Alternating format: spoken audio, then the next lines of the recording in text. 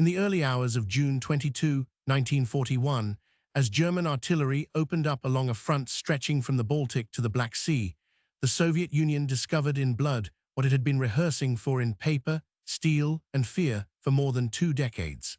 The catastrophe of the first months of Operation Barbarossa did not happen because the Soviet state had ignored war. It happened because the Soviet Union had prepared for the wrong war at the wrong time, and because the process of preparation, itself industrial, political, and military, had been shaped by revolution, civil conflict, ideological certainty, and the paranoid mechanics of Stalin's power. To understand how the USSR prepared for World War II, you have to follow a trail that begins long before Hitler took power, back to the moment the Bolsheviks seized a shattered empire and tried to turn it into a fortress. The Soviet state was born in war and never stopped thinking like a besieged regime. The First World War had already torn the Russian Empire apart. The February Revolution of 1917 toppled the Romanovs.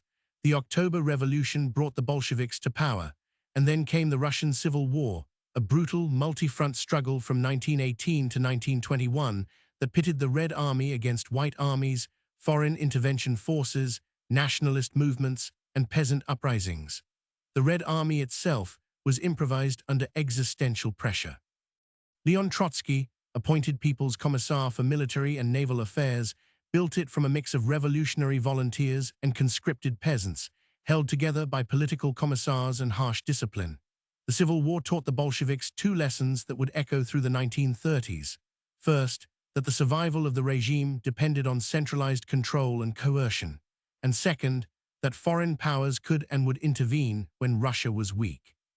British, French, American, and Japanese forces had landed in places like Arkhangelsk, Murmansk, Vladivostok, and the Black Sea region. For Soviet leaders, the idea of capitalist encirclement was not just propaganda, it had been lived. But survival did not mean readiness. The 1920s were a decade of recovery and improvisation. The new economic policy, introduced in 1921, partially restored market mechanisms to revive agriculture and trade after the devastation of war communism. Industry remained largely state-run, but the economy was fragile. The Red Army demobilized from Civil War levels, and the Soviet military establishment wrestled with what kind of future war it would face. Even in these early years, Soviet military thinkers were not passive. Figures like Mikhail Frunze, who became a key military leader and theorist, argued for a unified military doctrine tied to the political nature of the Soviet state. After Frunze's death in 1925, others continued the intellectual work. In the late 1920s and early 1930s, Soviet theorists such as Mikhail Tukhachevsky, Vladimir Tryandafilov, and Georgy Isserson developed concepts that would later be recognized as pioneering. Deep operations, the idea that modern industrial war would require breaking through tactical defenses and striking deep into the enemy's operational rear with mechanized forces, aviation, and artillery in coordinated blows.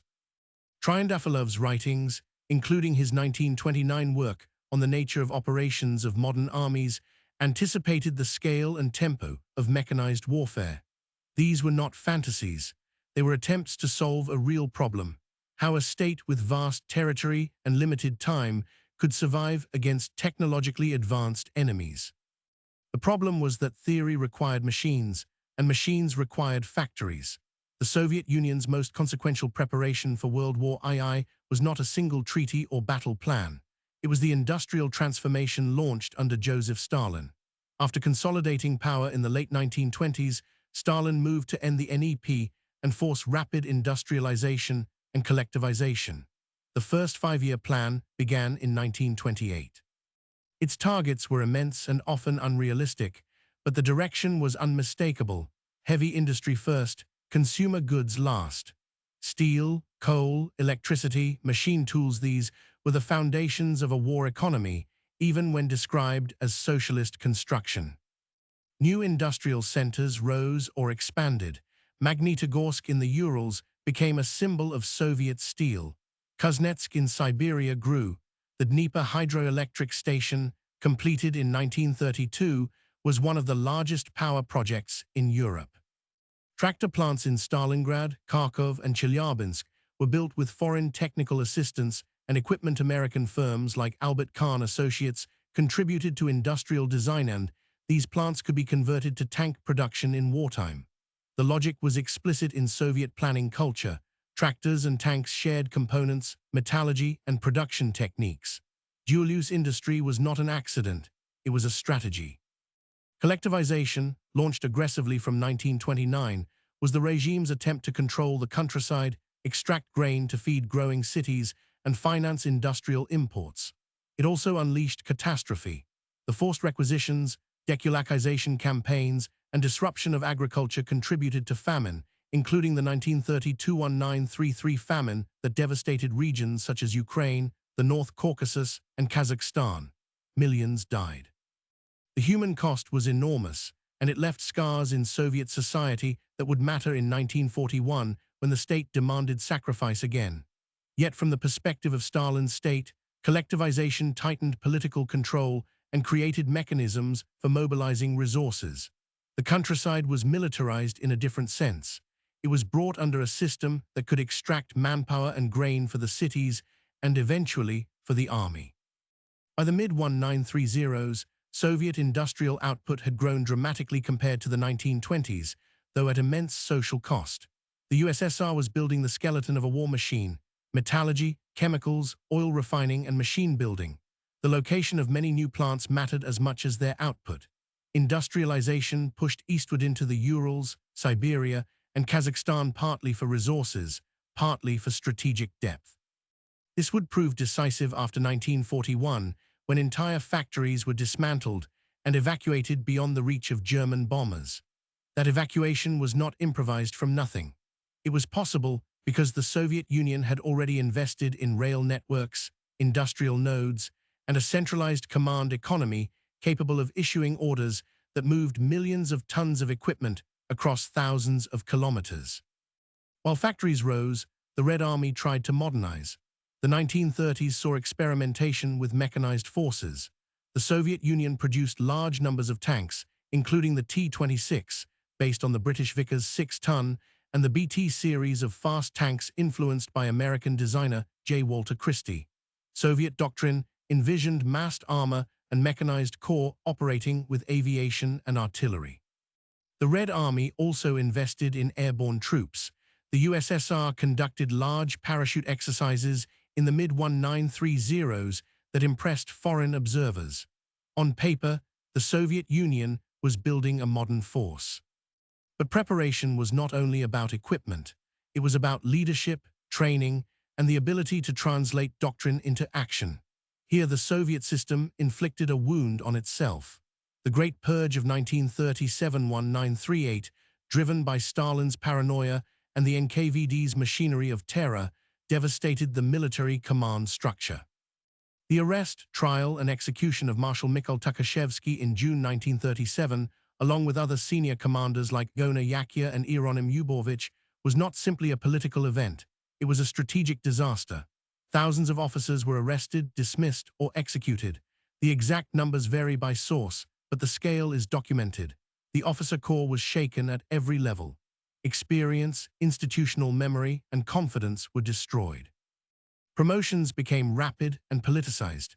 Commanders learned that initiative could be fatal if it looked like deviation. The Red Army still had talented officers. Georgy Zhukov would emerge as a key commander, but the purge created a climate of fear that distorted decision-making. It also disrupted the development of mechanized formations. Large mechanized corps were formed, dissolved, and reformed in shifting organizational experiments, often without stable leadership.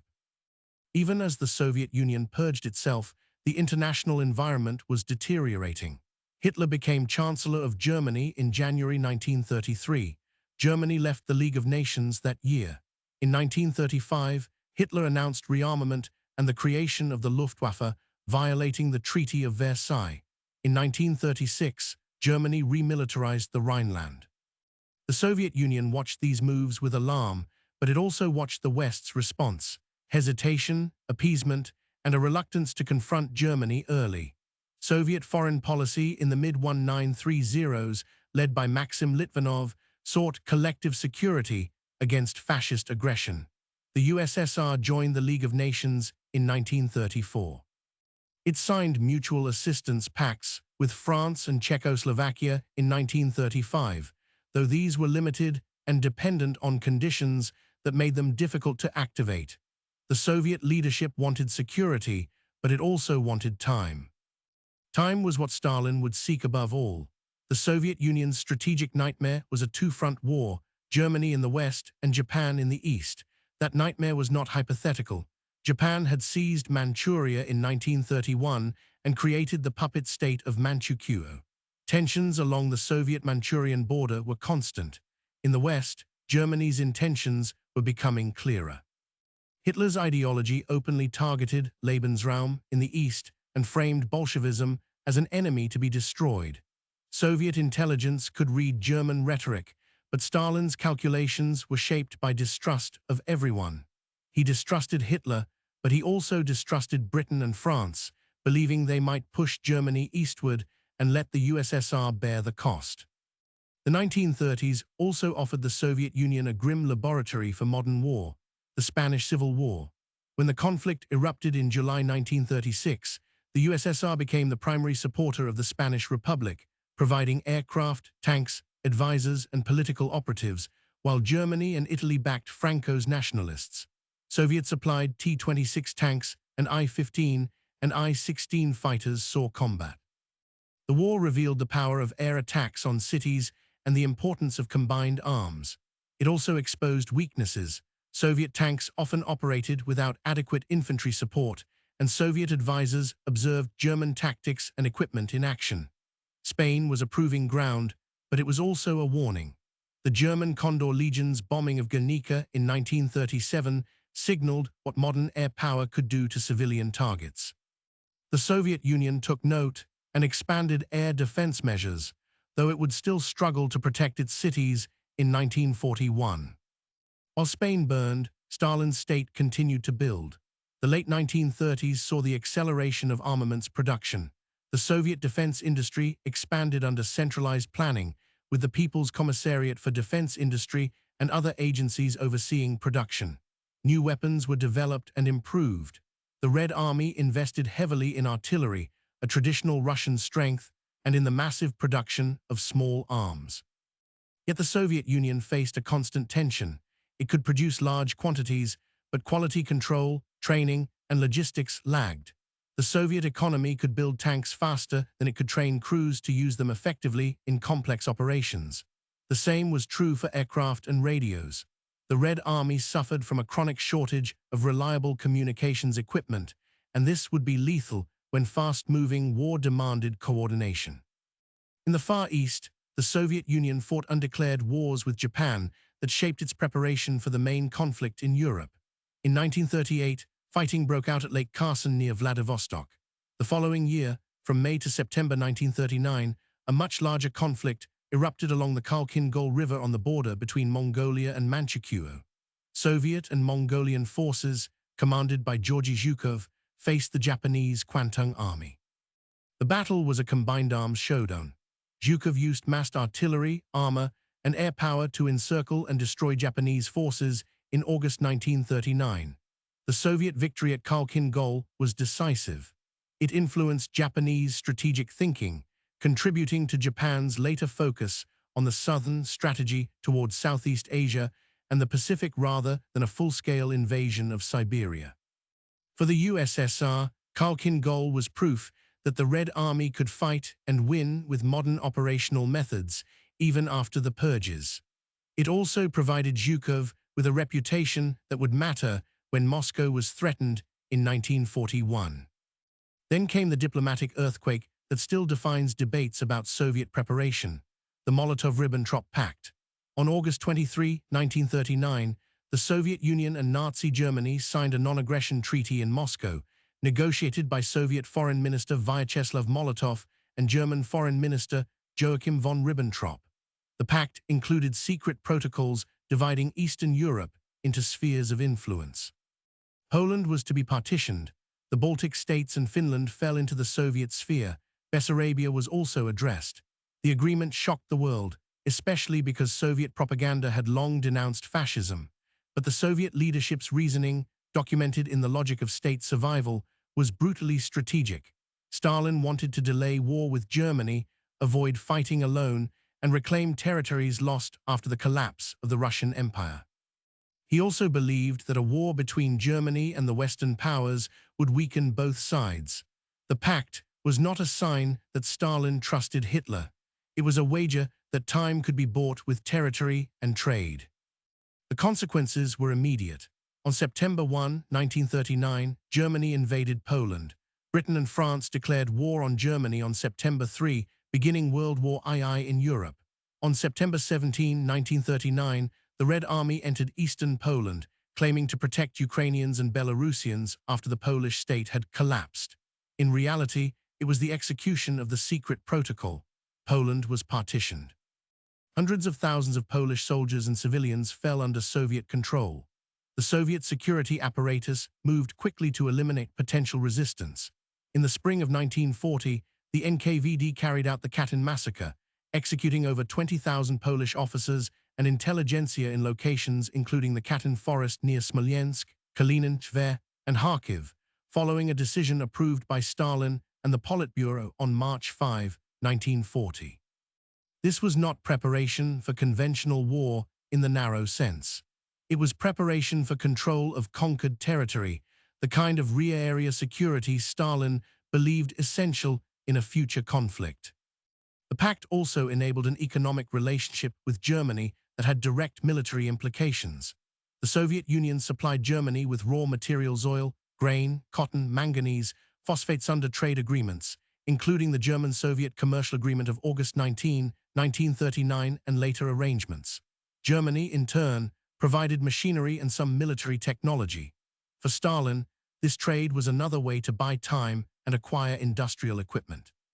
For Hitler, it was a way to secure resources for war in the West before turning east. The relationship was transactional and temporary, and both sides understood that. With Germany temporarily neutralized on paper, Stalin moved to reshape the Soviet strategic frontier. In 1939-1940, the USSR expanded westward.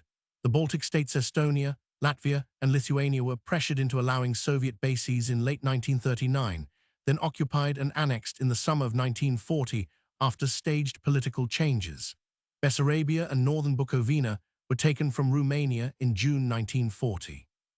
The Soviet border moved hundreds of kilometers west in some sectors. This expansion created what Soviet planners saw as strategic depth, but it also created new vulnerabilities. The Red Army now had to defend a longer, more forward border with newly acquired territories that had not been fully integrated, with populations that included many who saw Soviet rule as occupation. When war came, German forces would exploit local grievances in some areas, and Soviet rear security would become a constant struggle. The most dramatic and costly of these border revisions was the Winter War with Finland. In October 1939, the USSR demanded territorial concessions from Finland, including land on the Karelian Isthmus near Leningrad and bases that would protect the approaches to the city. Finland refused. On November 30, 1939, the Soviet Union invaded. The Red Army expected a quick victory. Instead, it ran into fierce Finnish resistance, harsh winter conditions, and the consequences of the purges: poor leadership, rigid tactics, and inadequate preparation. The Finns used mobility, knowledge of terrain, and tactics like motti encirclements to inflict heavy casualties. The Soviet Union eventually broke through the Mannerheim Line with massive artillery and manpower, but at enormous cost. The Moscow Peace Treaty of March 12, 1940, gave the USSR territory, including parts of Karelia and a lease of the Hanko Peninsula, but the war exposed Soviet weaknesses to the world. Hitler watched closely. The Winter War contributed to German underestimation of Soviet military competence, reinforcing the belief that the USSR could be defeated quickly. For the Soviets, the war was a brutal lesson. It forced reforms, changes in tactics, and renewed emphasis on combined arms and officer training. It also accelerated work on fortifications and defensive planning, especially around Leningrad. The Soviet Union's preparations in 1940 and early 1941 were shaped by a paradox. It was expanding and arming, but it was also trying to avoid provoking Germany, while Germany was clearly preparing for a showdown. After France fell in June 1940, the strategic situation changed overnight. Britain stood alone in Western Europe. Germany now had the freedom to plan eastward. Soviet intelligence received warnings from multiple sources that Germany was preparing an invasion. Reports came through Soviet military intelligence, the GRU, and the NKVD. Richard Sorge, the Soviet spy in Tokyo, would later provide crucial intelligence, including that Japan was not planning to attack the USSR in 1941, but before Barbarossa, his warnings about German intentions were among many signals. There were also reports from sources in Europe. Stalin, however, was determined to avoid war in 1941. He believed that Hitler would not risk a two-front war while Britain remained undefeated, and he suspected British intelligence might be feeding misinformation to drag the USSR into conflict. This was not ignorance, it was a strategic judgment, and it would prove catastrophically wrong. Meanwhile, the Red Army was undergoing a massive expansion. In 1939, the Soviet armed forces numbered roughly 1.5 million. By June 1941, they had grown to around 5 million. This expansion created an enormous demand for officers, training, barracks, equipment, and logistics. New divisions were formed faster than they could be properly trained or equipped. Mechanized corps were re-established in 1940, envisioned as large formations with hundreds of tanks. But the Red Army's tank fleet was a mix of older models and a smaller number of new revolutionary designs. In 1940, the Soviet Union began producing the T-34 medium tank and the KV-1 heavy tank, both of which would shock German forces in 1941 with their armor and firepower. Yet in June 1941, these modern tanks were still relatively few compared to the total inventory, and crews often lacked training, spare parts, and maintenance support. Many tanks were lost not in combat, but to mechanical breakdowns, fuel shortages, and abandonment during chaotic retreats.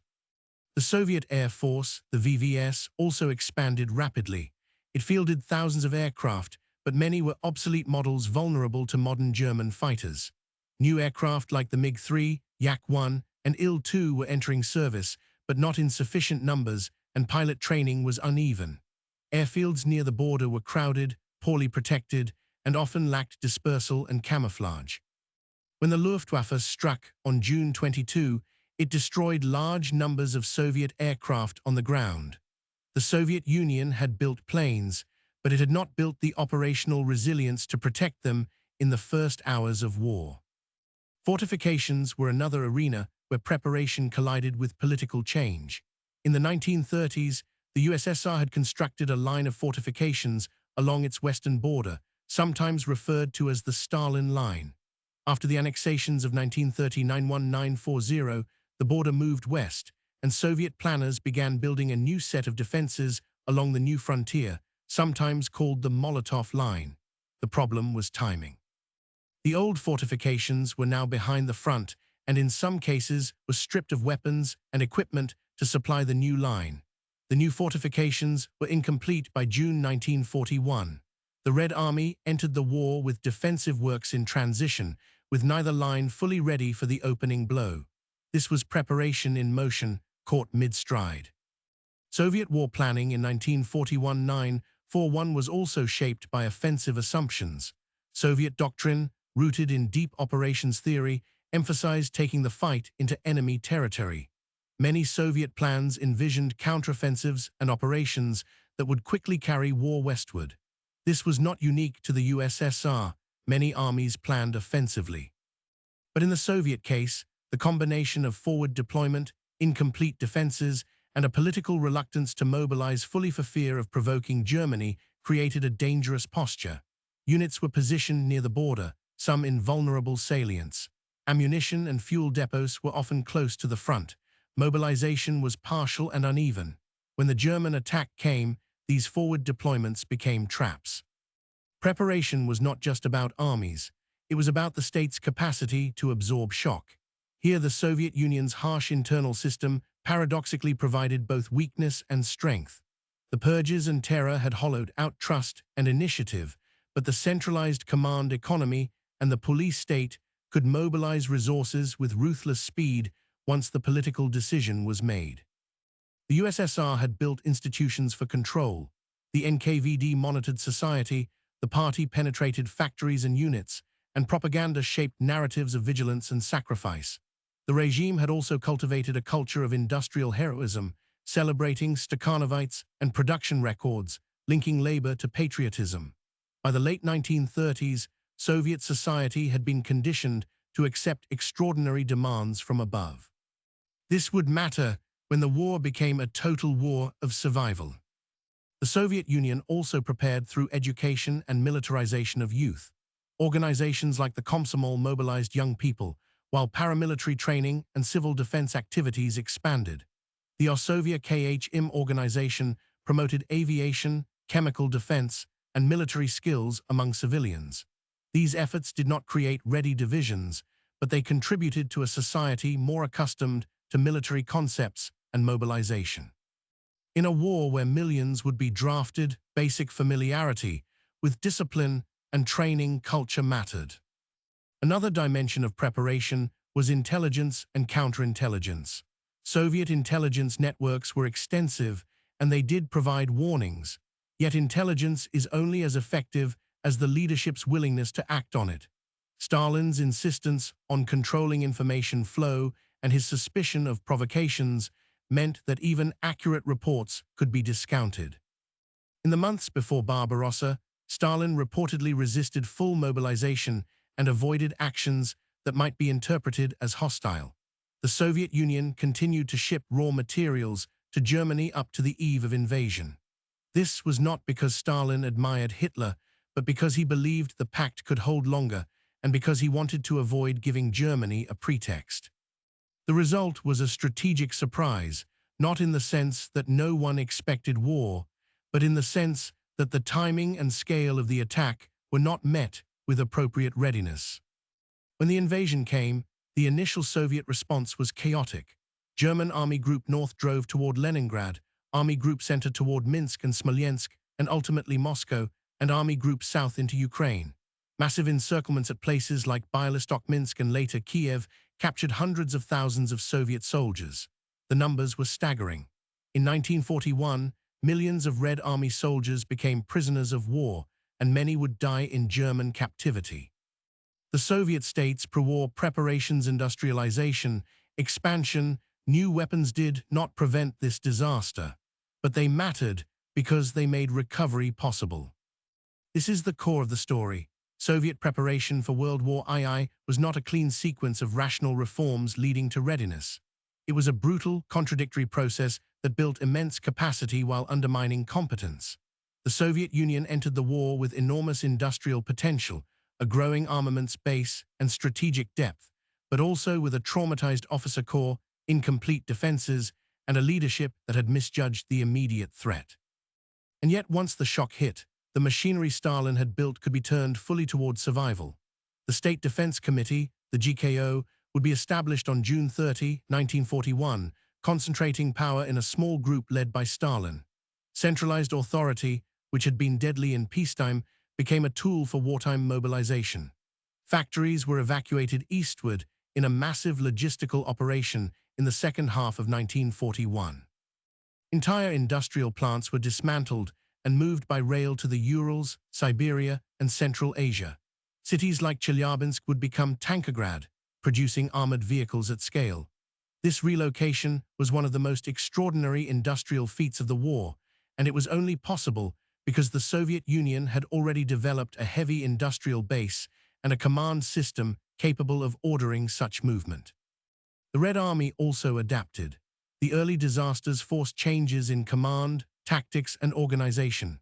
Officers learned, often at horrific cost, how to fight the kind of war Germany had brought. Soviet industry, despite losing vast territory and population in 1941, would outproduce Germany in key categories over time, especially tanks and artillery.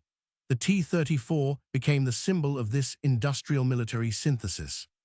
The Soviet Union's pre-war emphasis on heavy industry and mass production, combined with its strategic depth, allowed it to regenerate forces even after losing entire armies. But none of this erases the reality that the Soviet Union's preparation was inseparable from the political system that shaped it. Stalin's industrialization created the material base for victory, but his purges and miscalculations helped make 1941 a near-fatal crisis.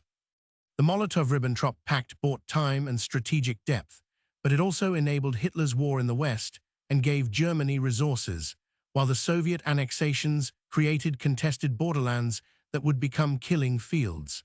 The Winter War exposed weaknesses and prompted reforms, but it also fed German contempt and emboldened the decision to invade. The victory at Khalkhin Gol reduced the risk of a Japanese invasion in 1941, indirectly freeing Soviet divisions later for the defense of Moscow, but it did not prevent the initial collapse in the West.